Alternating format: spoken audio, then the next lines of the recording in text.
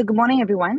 And while we have a few more people joining us on the room, I just want to thank you all so much for joining us here today at the Singhealth Duke-NUS Global Health Institute Global Health Seminar Series, the GHSS.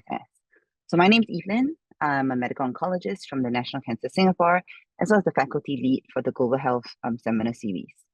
Before we start today's session, I would like to remind the audience of this webinar features. You should be able to see a question and answer box on your Zoom bars. Please use that to let us know if you have any questions for our speakers today. And we will have some time at the end of each of the session where we will spend some time with the speakers to answer as many of your questions as possible. So together, my colleague, Natasha here, she's an education associate at SDGHI, but she's literally like, my right-hand woman. We are delighted here to host these three exemplary women in global health who are leading the charge in gender equity. So first, we'll hear from Dr. Marie, followed by Ms. Aisha and Ms. Lina. So Dr. Marie is the Director of the Partnerships Development at Access Health International Southeast Asia. She oversees the strategic growth and our partner engagement in the Southeast Asia region. She is also the founder of Just Consult, which is a health consultancy firm based in Singapore, and previously led the Access workstream in Asia Pacific Leaders Malaria Alliance, working with regulatory agencies, ministries of health, and product development partnerships to accelerate the access to new malaria tests and treatments in the region. So Marie has over 13 years of experience in health policy and development, and today she'll be speaking on building networks for equity in health, empowering leaders for change. And so with that, I hand it over to you, Dr. Lamy, please.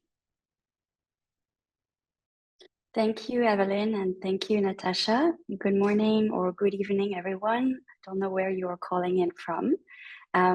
If you just give me 1 second, I'm going to put up my slides before I get started. So hopefully you can all see my slides. Yes, we can see it.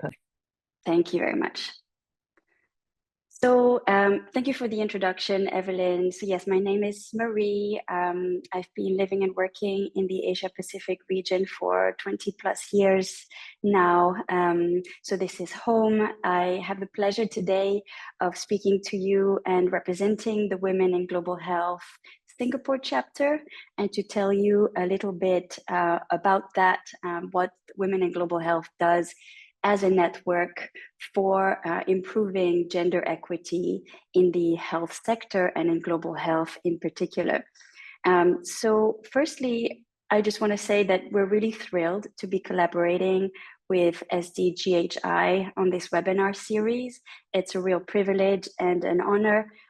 We're happy to be speaking about the movement. We're hoping to inspire many of you also to join Women in Global Health Singapore.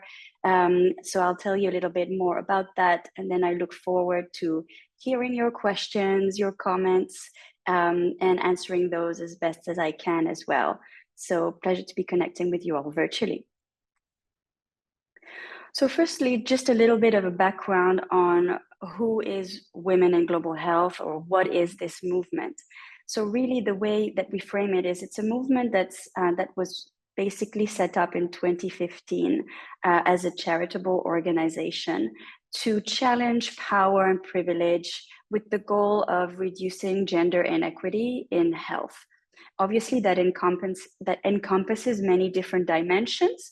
And the way that the network works is we are basically gathering women that have the same goal and their allies. So not just women, but all genders are invited to join this movement. And with the aim of basically highlighting where the gender inequity still lies, looking at the data in depth, highlighting some of the key challenges, identifying solutions from networks, from people in the network, and inspiring change, basically. So since 2015, Women in Global Health, or WGH in short, has grown to basically include over 70,000 supporters. There are different country chapters globally, and at the moment we have over 40 official chapters, and we're growing steadily. Those are actually older figures. So by now we have actually more than 50. And there's always a pipeline of interested chapters. So I should add right now that as Women in Global Health Singapore, one of our goals is also hopefully to inspire other Women in Global Health chapters to be established in the Southeast Asia region. As I mentioned, as a global movement, the idea is to build a network of women and their allies across geographies and backgrounds to fight for equity in global health for all genders. It's really a platform to elevate voices, to bring visibility to inequity issues, and to identify solutions as well. So we're aiming to be this catalytic force, looking forward and thinking positively. We're aiming to build this network with the aim of advocating for change, pushing for transformative policies, for new practices within institutions, to basically improve equity. This is a bit of an overview of the chapter distribution, and I just wanted to share that just to basically show you that in the Southeast Asia region and in the Western Pacific region, basically the CRO and WIPRO region are very much underrepresented in this network. So we are in need of more chapters, of more voices being brought forward from Southeast Asia, from the Pacific region as well. There is a chapter in the Philippines at the moment. There's a chapter in India. There's a chapter in Sri Lanka and Bangladesh for South Asia. But in terms of the rest of Southeast Asia and the Pacific, we're still getting started. I wanted to here just acknowledge all the co-founders of Women in Global Health Singapore chapter, all of these incredible women that bring in diverse set of expertise and their own voice and their own energy. Just to say that all of them are basically contributing to this chapter so far since it was established here in Singapore last year on a voluntary basis on top of their full-time jobs. And also to say that basically as a group of founders, so to speak, we're really relying on the network of members to come in and chip in their own views, their own ideas, their own time, their own expertise if they wish as well. So we always have a call for volunteers to support the movement. And I can tell you a little bit more about that as well once you get an overview of the strategic priorities for the Singapore chapter, some of the activities that we have in mind, and you may get a better idea of where you could contribute if you were interested. And then we obviously invite you to reach out to any of us if you are interested to find out more on how you can be involved. So just, this slide I borrowed from the Women Global Health sort of global movement because it just, gives us a snapshot of some of the inequity issues in the health and care sector that women face. So I think many of you will already be familiar with those figures. Some of my fellow panelists might also be alluding to some of these statistics. But what we know is that in the healthcare sector, basically women run the show at the bottom of the ladder, but when it comes to senior positions, they are underrepresented. And that's really something that we are trying to tackle, at least at the Singapore level, because we're the Singapore chapter as a country chapter, to try to understand what's the situation like in Singapore. What's the situation like across our hospitals here? What is the situation like in our academic institutions? And how can we inspire change there? We know that globally, women are underrepresented when it comes to making big decisions with regards to global health priorities. And we saw that when it came to national COVID-19 task forces as well, with a majority male membership. We also know that up till now, women tend to be clustered in lower status, lower paid roles in health. For example, to put it very generally, nursing versus surgery. And that can be due to traditional mindsets, cultural norms, family barriers, and many other elements. There's also an intersectionality that we should mention between gender inclusion, social inclusion, and we know from the data as well that lower status roles in the healthcare sector are also often held by racial or ethnic minorities, lower classes of or even migrant women. And so there's really a need to rectify equity on all levels, not just at the gender level. And then speaking of pay gap, that's also something that, by law needs to be reported in the UK, for example, but in many other countries, there is no legal requirement for institutions to report that pay gap. And that's really also a missing piece of the puzzle. We need visibility on what is the pay gap still today to know how to rectify that. And obviously, as women in global health, another aspect of what we look at is violence and sexual harassment, which unfortunately stays a huge issue everywhere. And so really basically advocating for women in health and caretakers to be treated normally and respectfully. Obviously, in a crisis situation, those types of issues tend to be exacerbated. And so that's also something that we look at in terms of, in a health crisis, how do these inequities come to the forefront? Also, we have this slide from 2022, but these policy priorities remain relevant for women in global health this year. And I've just highlighted among all of the different priorities of the global movement, the ones that we're particularly zoning in on for the Singapore chapter. Firstly, looking at leadership in health organizations, the healthcare sector, and whether there is adequate equity. That means looking at board compositions, looking at senior management roles, and understanding what's the status, as I mentioned earlier, across our hospitals, our academic institutions, across healthcare industry as well. Having a conversation about that and sharing solutions on how to rectify. We've encountered some really interesting case studies about women leadership programs led by career coaches that have had a huge impact on change in an organization. We're also just broadly looking at gender responsive health systems because that's key to universal health coverage. And with that, I should add that so Women in Global Health Singapore chapter is hosted by Access Health International Singapore. I'm also part of Access Health International Singapore as their director of partnerships. And I should add that Access Health, if you're not familiar with Access Health, is basically a health consultancy think tank organization based in Singapore that operates as a non-for-profit.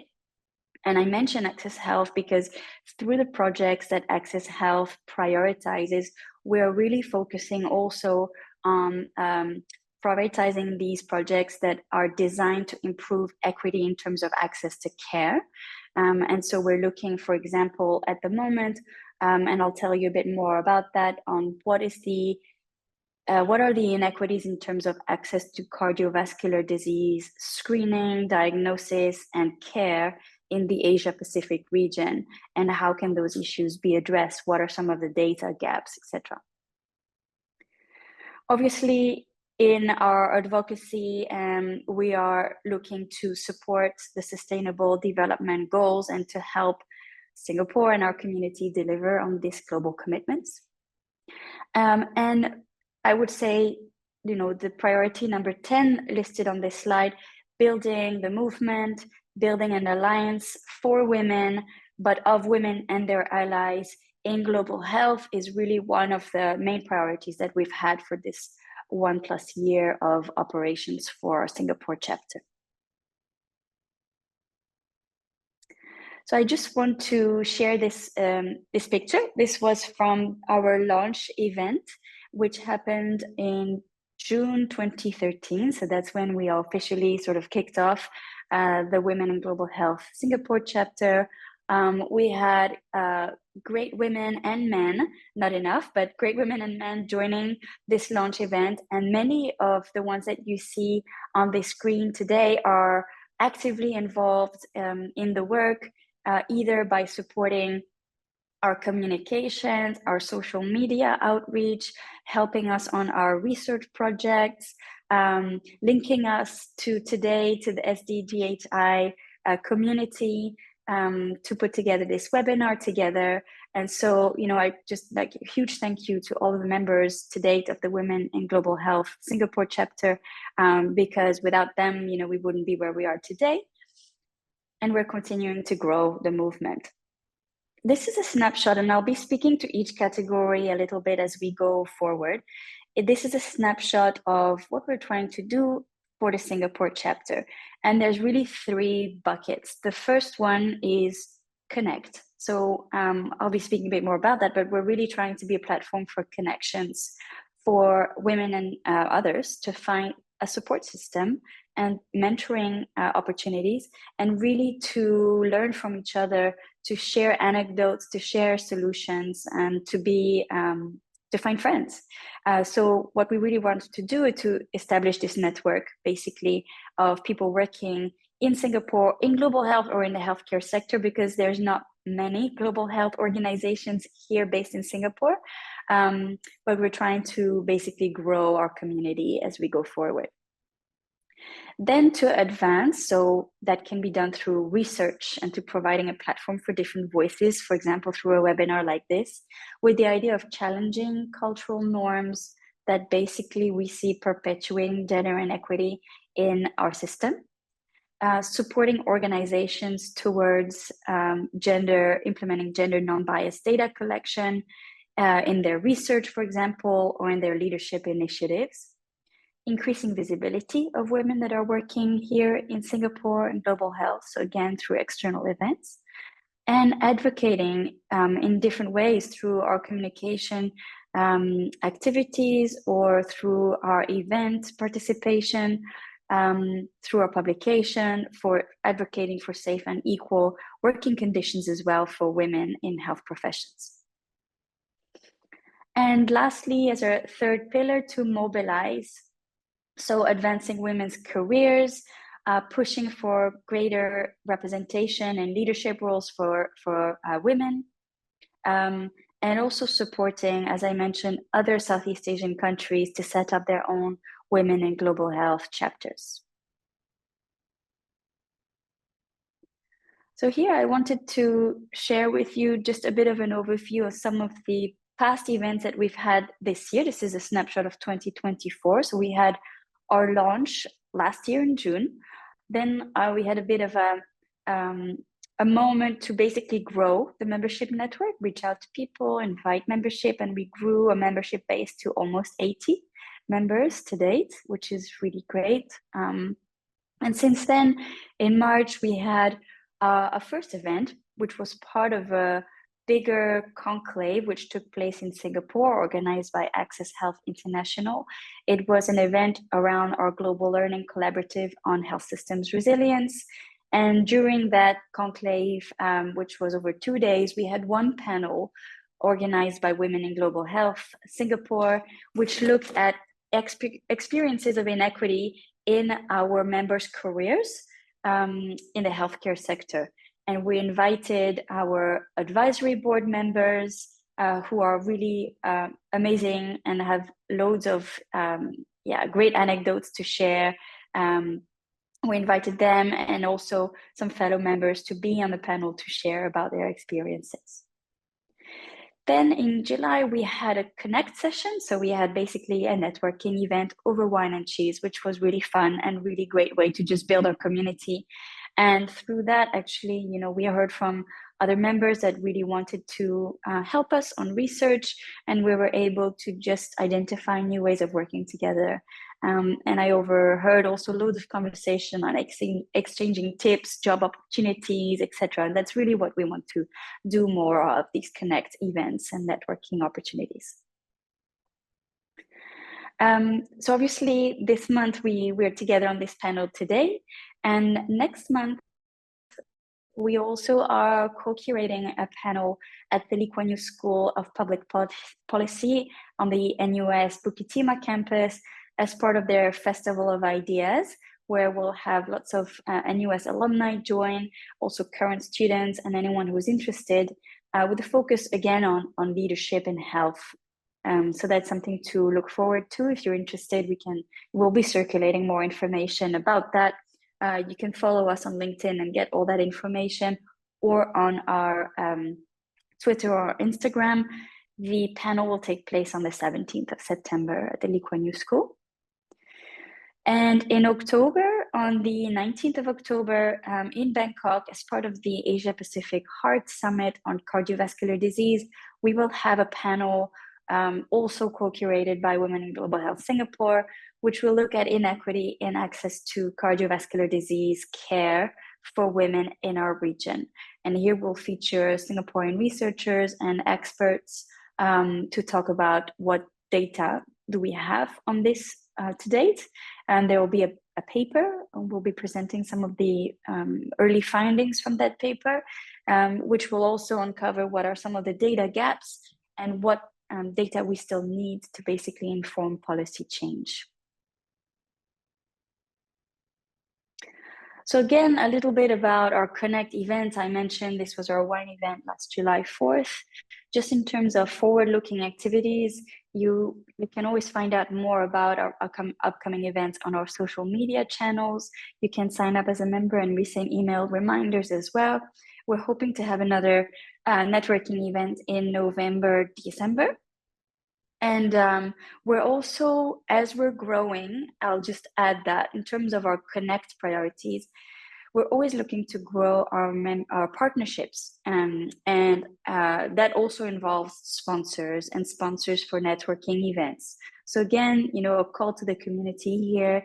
If you are in the industry, if you're interested in funding women in global health, we have a whole list of activities that we have upcoming where we can provide visibility to your organization as a sponsor. We're also always looking for partners that are willing to provide us with a space, a venue for these events, and also food and beverage partners to help us, grow the network and undertake these activities adequately. In terms of advancing the cause, we are undertaking 2 research projects right now. And again, kudos to our members for being involved and for helping us lead on these research initiatives. Both are ongoing. One is a systematic literature review on the integration of women in clinical trials in Singapore. We know that representation in clinical trials is slowly increasing. Women were traditionally excluded because of the risks also, particularly women in childbearing age, of the risk that incurred. And as a result, a lot of the medical products that are developed are sometimes not adequately tested in terms of their efficacy on women. And so slowly that is shifting. So we're just looking at what is the status in Singapore, and based on that, how we could encourage further representation of women in clinical trials. And then we're doing a scoping exercise basically on what data do we have to date on access to CVD screening and care for women in Asia Pacific, as I mentioned. And that will be a paper we're working on in the lead up to our October panel. We also have in the pipeline a podcast series, which we are going to call Health Equity Chronicles. And the idea is we'll be speaking to different interested women and men on the experience of women in the healthcare sector in Singapore. So the goal is to amplify their voices, for them to share their experiences.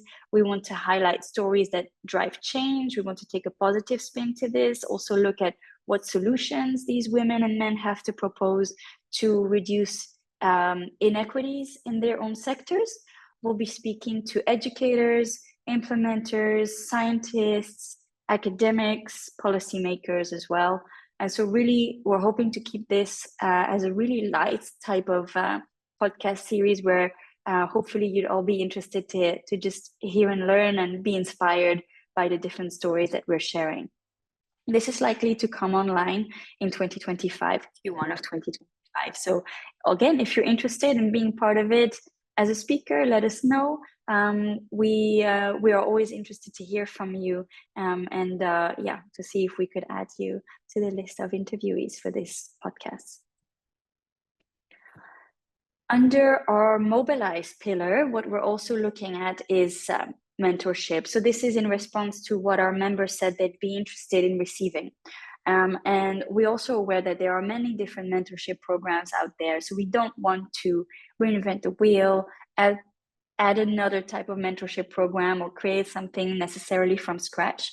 We are in a position right now where we're just looking at what different mentorship programs are available in Singapore or virtually, and how we could contribute to that, with a focus on global health in particular. So one angle that we're looking at right now is we've had, there's a large network of people working in healthcare, whether it's in the healthcare delivery, whether it's in industry, pharmaceutical industry, etc.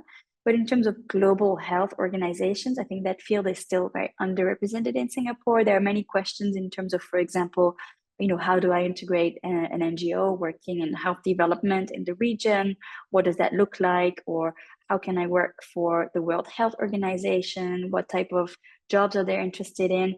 A lot of us, part of the co-founders, are from the global health sector. So we're also thinking maybe this is an interesting approach to focus on as part of our mentorship program for our members, to provide that kind of guidance. So if you have ideas, you can also feel free to chip in. This is still in exploratory stage. We're also looking at this as an activity for 2025, and looking for other programs that we could kind of attach ourselves to for that to make more sense. This is coming to the end of my presentation on basically building a network to inspire change and push for more equity for women in health. Hopefully this gave you some food for thought and reflection on, what a network could do, where we're just getting started, and we're, as I said, always open to growing a membership base. It's free, it's voluntary, so do feel free to reach out to us. Basically, I try to sum it up here in my 4 L's in terms of what I tried to share. Basically, through this network that we're building, we're trying to learn about what the situation is like in Singapore, to understand the facts, to find the recent stats. We're also hoping to listen, and that's why our goal is to provide this platform for voices to be brought to the forefront, a platform for exchange of experiences, exchange of solutions.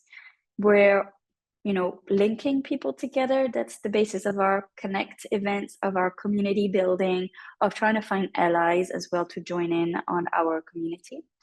And then under Liberate, it's just really together crafting messages that can inspire change, policy change, whether it's through our publications, whether it's through our communication endeavors.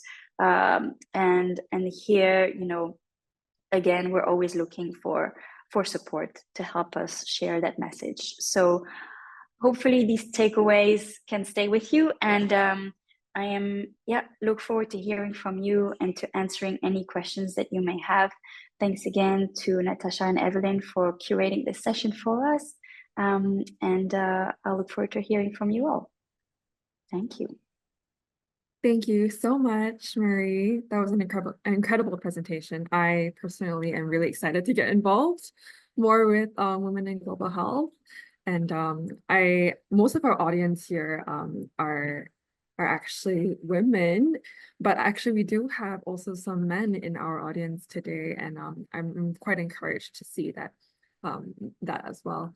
So just a reminder to the audience that we are taking questions for Dr. Marie now. And we will be, I also have some questions lined up, but just to kick us off, I guess just getting a little bit more of your opinion on, what you think is the lowest hanging fruit that we in Singapore can actually aim to target in terms of advancing gender equity in our region. That's not an easy question. I mean, I would say from our perspective, what has been our low-hanging fruit as Women in Global Health Singapore is really looking at leadership positions in healthcare institutions. and trying to speak to management, inspire change among management to try and improve equity and how different genders are represented at high levels of decision making. I think that's a lower hanging fruit in that in Singapore, the types of inequities that we see in terms of access to care are quite different to the types of inequities we see in access to care in low, middle income settings. So the challenges that we're trying to tackle are a little bit different. But in terms of the members that we have, the influence that they might have in their own work settings, I think that might be where we could start. And so maybe that's one reason why our membership base also spoke about mentorship programs, perhaps how to navigate, how to climb up the ladder. And I see there's a question from the audience about that as well. What are some of the provisions? What can we learn from other members on how they have done it, how they have juggled house responsibilities, family responsibilities, climbing up the ladder, and overcoming also cultural norms about women taking on more responsibilities. Exactly. And actually that leads to my next follow-up question about the cultural nuances that we face in Singapore, because you are right in absolutely saying that the inequities that we face here are very different from what we face in low and middle income countries. At the same time, it's kind of almost balancing what we're experiencing here in Singapore, and then also being developing this awareness about what the inequities that are being faced in low and middle income countries. So I suppose what are your thoughts on like how do we strike that balance? And I guess priorities, because you did share that Women in Global Health has chapters in Philippines and Sri Lanka and India, and Singapore is one of the few in Southeast Asia. So I guess it's priorities for Singapore, but also in the neighboring region. Yeah. So as you mentioned, what we're looking at is priorities for Singapore, but a lot of the issues are common to different countries. And I should say that as a Singapore chapter, we try actively also to connect, obviously, with the global network, but we have like a separate WhatsApp group for the Asia Pacific chapters. We've tried to collaborate before on grant requests and research projects to work together and exchange expertise. So there's definitely an exchange going on, which we can see that some of the challenges are very similar, as we all know. I think none of what I've said is new to anybody on this logged on to this webinar. Yeah, I mean, in terms of cultural norms, I think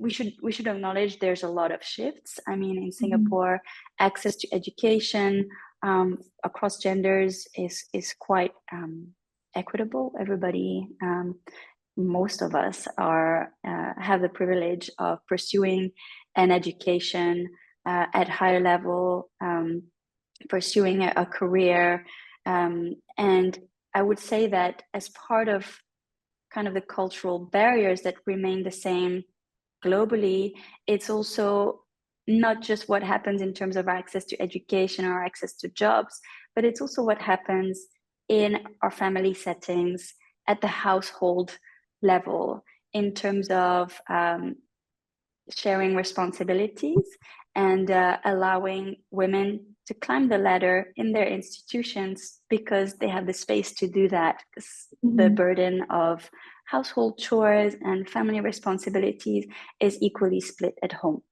And I think for that to happen, it's not necessarily just the cultural shift, which is already happening. I think we should acknowledge that. Not everywhere, but it is.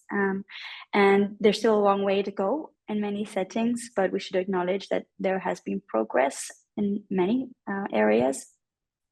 But it's really a mindset shift. And it's also, it's how things are organized at home in a family setting. It's how things are organized in an institutional setting, not just to allow women to take leadership position, but also to allow men in institutions to take more leave, to be with their families, because that then allows women to be more at work. It's kind of a catch-22 situation. It needs to go both ways, in my view.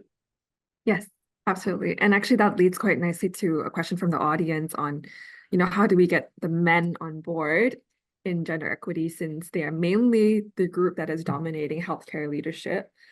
And the comment is that hearing that even the attendees here are majority women, and she's wondering if it will give setbacks to, networking sessions, presuming that these sessions like these attract mainly women at this point. Yeah. Mhm.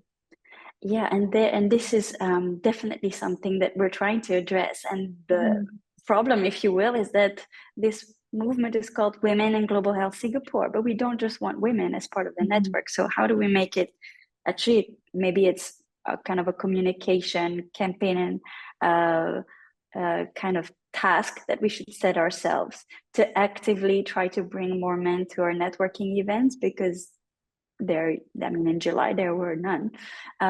So how do we shift that? Because we need them to be part of the conversation. We need to hear their viewpoints. We need them as allies for change. Absolutely. So how, I guess the question goes back to the audience, how do we effectively raise awareness and give the tools to men to be the allies for change, and for us to look at equity in the broader sense of the term. So we're all working towards the same goal, basically. But we do at Women in Global Health Singapore, despite our name, really want to have more men as part of our membership base. Thank you.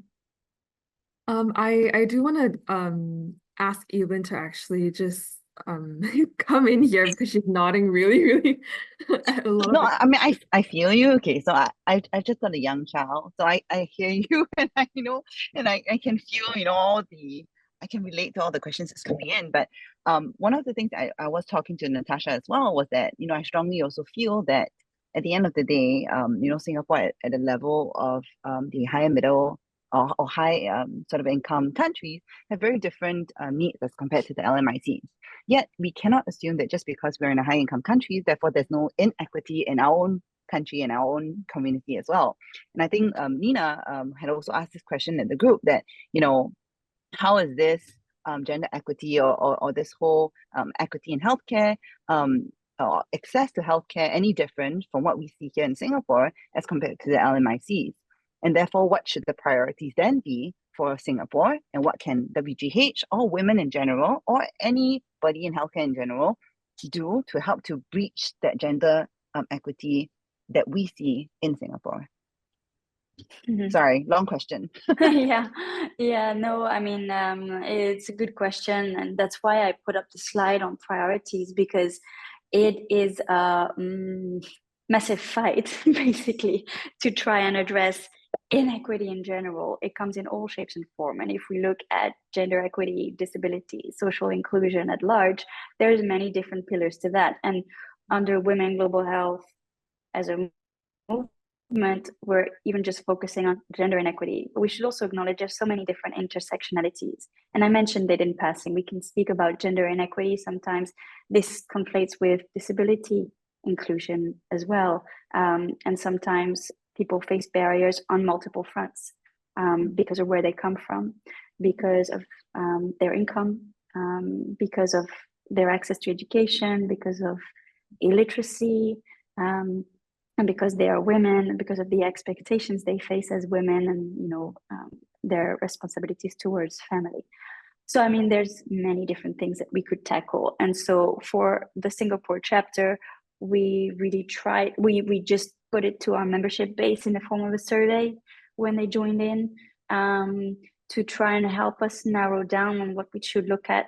And there were 2 requests really, and the requests were, we want to find out more about, we want more information, like what's the research, what is the data saying about inequity in Singapore.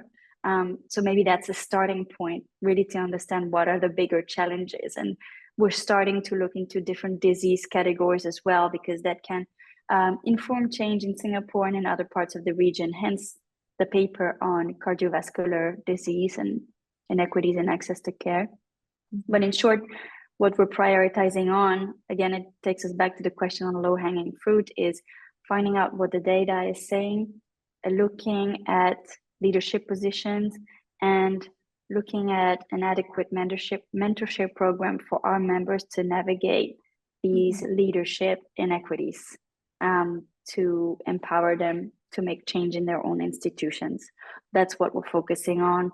But there's so many other things that we could be focusing on. I mean, at a community level, we could have whole conversations about what equity means in a family setting. But we're trying to look at healthcare, we're trying to look at leadership, and we're trying to look at empowerment in this setting. Thank you. I just have No, I one. think that's a good. Sorry. Sorry, I just want to jump into just say because Marie was talking a little bit about the equity and the community level, right? And I just wanted to jump into that conversation because of what we see in the clinics and what we see on the ground is that there's a lot of caregivers that are women. And I see that in the clinic because the support that we have on the level of the family and the way that they care for the family and the caregiver level, making sure that they can work at the same time while taking care of the family, while bringing their father-in-law, mother-in-law, or their fathers and moms to the hospital is something that I think you need to look at as well, right? We're talking about on the level of the community. Generally, I think there are still some cultural norms where it's still the women that actually cares for the family member, and so on and so forth. And I think that's something that, even as we talk about leadership in healthcare, on the community level, we should be looking also on the role of caregivers, right? And how are we going to help to support these caregivers to be able to have that dual role of both caring for the family as well as, still being able to continue their jobs and, not be in a way denied opportunities at work just because they're also running a caregiver role, and how is that going to support in terms of the workplace, the navigation, as well as it's empowerment and respite care as well. Yeah. I think Emmy in the question had asked the question whether or not there's any data. I'm not very sure whether or not we have good data in Singapore on this. Marie, do you know? Like, are there data that we have on gender equity or inequality, in health in the workforce? Do we? I mean, I do know that we do have publications to talk about the percentage of women in leadership and so on and so forth. I think this is all readily available online, but whether or not we have that in health and healthcare itself, I'm not sure whether or not we do. Very little. I mean, we did a quick scan when we started to highlight some of the kind of the Singapore research in terms of leadership composition within academic institutions and hospitals, as I was talking about. But in terms of, there's a lot more information that we could uncover. And that's where, we started thinking, okay, where do we start? Because one contribution we can do, given a lot of our members are from the academic setting, is to start uncovering some of the data that can inform our advocacy. And so that's why we started off with the clinical trials piece, because we also have a lot of members who are from the pharmaceutical industry and can then relay some of that information in their own setting. There's many more angles that we could look at and research into. I mean, just to your point about caretaking roles, there's an increasing interest in looking at that as, being part of the pay gap. So, and it's also a policy issue. So indeed, women often hold those caretaking responsibilities, whether it's for the younger generation, the children, or the older generation, the parents, when they become older. And that's usually on top of their day jobs, or they have to give up day jobs or go part-time, but then the caretaking roles is not compensated. So looking at policy models from elsewhere in the world where caretaking roles could be compensated, what might that look like? And so really looking at the inequity, the economic inequity against women or caretakers broadly, by trying to quantify what is that pay gap then for caretaking roles and how do we bridge it to consider it as part of the pay gap, because then it becomes a role that is rewarded equally. It is such hard work. I also have two children. Sometimes I get to work on Monday and I'm like, oh, okay, now I can work. It's calm. Because sorry, I just want to interrupt. And likewise, I think that should also come in the conversation, that there should be a normalization of men taking up the caregiver role. Because I think that's not something that's discussed as much. I mean, I have a son, and I hope that he will take care of me when I grow old. So I mean, that conversation can also be discussed on, on a very community level. And, there should be empowerment of men taking up caregiver roles at home and in family as well. I think that's a conversation that should be had on a very matter of, it shouldn't be a rare thing to see that. It should be part and parcel of what we see in the community today in order to have that gender equity and bringing it up. Because some men do want to take care of their family and do want to be that caregiver role. Yeah, so I just wanted to normalize that as well, because I've seen that in my clinics, and I think that should be part and parcel of the conversation as well. And interestingly, just on that, if I may comment, I read a really interesting piece of research by these gender equity researchers that did an evaluation of a large consulting firm. And the consulting firm management team had asked them to look into why women weren't staying in leadership position. And the management team's position was like, oh, well, clearly they don't want it, or they can't handle it, or it can't be juggled. But, we're offering these leadership positions, so we're doing the right thing, but they're not taking them up. So why? And then after a lot of research and deliberation, it came down to the working culture in that organization and the working hours, and the fact that actually a lot of men that were interviewed as part of this research were saying we face even more, they said we face stigmatization or reluctance from management team to even raise the idea of us taking time to care for our children. We'd like to, but we don't feel that is appropriate. So it's almost like a cultural, a working culture issue. So in terms of policies and working culture in all institutions, I think that's something that management teams in leadership positions can really take on, and it can really empower change. Parental leave, shared parental leave, but also family leave on an annual basis for both parents, and then actively encouraging or incentivizing both men and women to take that leave so that there is equal opportunities for them to be at home, and equal opportunities for men and women or all genders to take on leadership positions in the work setting. Just thought I'd share love this conversation. No, I totally agree.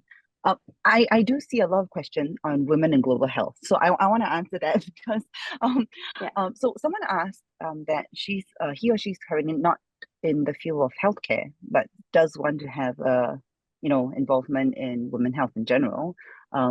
Does WGH or WGH Singapore have that opportunity for him or her? And maybe just to also follow up on this question, because someone actually asked that is there a way for he or she to be involved in women in global health if the country doesn't have a chapter yet?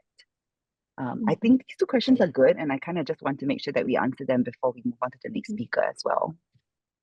I mean, the question, yes, even if you're not in the healthcare sector, please join. We're all types of expertise. The more allies we have as part of our community, the better. I will put in the chat in a bit if I can, or Evelyn or Natasha can help me, just the email address you can write to if you want to, write to us, and also the form if you'd like to sign up as a member so that you're part of the mailing list as well. I can share those two items. Similarly, if you're not in Singapore, you can feel free to join. Some of our events are virtual, like this one, obviously, because we're doing it in partnership with SDGHI. But sometimes, we try to have those, most of our panels as hybrid versions. So there's ways for you to get involved. We can also share tips, and we can definitely, if then you find out more about women in global health, you're interested in setting up a chapter in your own country, we can also help with that, as in connect you with the regional lead, guide you through what are the different steps that we went through to set this up. It's not complicated. We can also be that guide if you wish. Awesome. I think that would be really helpful, and we'll definitely distribute that to the attendees after the seminar. Yeah. And sure. Okay, I have one question for you, Marie, and I've been waiting to ask this for a while, but I think you'll be familiar that Singapore has actually ranked number 8 in the world on lower gender inequality. And this is based on the Gender Inequality Index, or the GII, right? So I just wonder if this is, first of all, can you speak to the differences of, gender equality versus gender equity? And then secondly, can you also share whether you think this rank of Singapore being number 8 in the world is actually reflective of the experiences on the ground from, either your members of WGH or your own personal experience? Can you speak to those questions? Yeah, so if I'm honest, Natasha, I haven't looked at the criteria for that particular index, so I'm not going to be able to give you a super informed answer. But I think that type of data is definitely something that's a good reminder that we should pick up on, comment on as part of our efforts to raise awareness about this. I mean, to your Sorry, muted myself accidentally.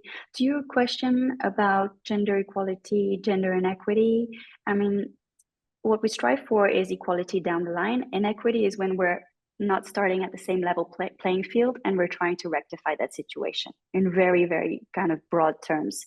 And I suppose that when we talk about gender inequity, as you know, the definition of gender is very broad. It's how different members of our society identify themselves. I think that whole conversation, and I'm going to remain quite general on this, but in Singapore, I think that conversation is just starting. There's different countries where your choice of pronoun, how you identify yourself, this is part of the day-to-day on how you see and experience gender. And so I think in terms of inclusivity, there's still a long way to go in Singapore. In terms of the legal system, some of the barriers that exist to people that identify with different genders and how they lead their lives and access jobs, how they can be seen in society. I think there's a lot of progress to be done, a lot of lessons to be learned. And I think one interesting aspect of being part of a global network is to learn from other geographies on how they've navigated those changes, to understand what are different legal provisions, like new laws that come up that can adequately inspire change. I mean, there's only so much as a group that we can do to instigate that change at the legal level, but we can certainly be a voice that contributes to that. And so that's the ambition.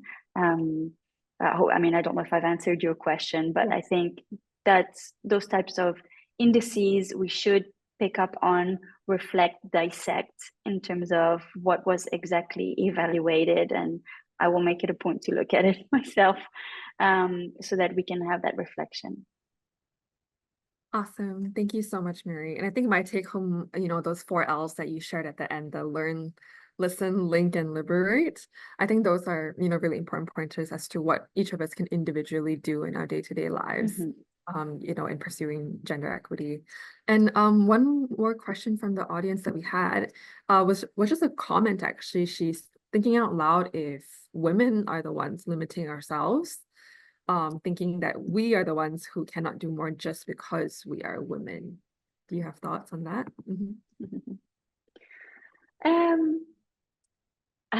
I do, even from a personal perspective. I obviously I'm all for equal opportunities and equity. I think ultimately, deep inside, sometimes when I try to work so hard so I get everything done, I have that what people label sometimes that mom guilt.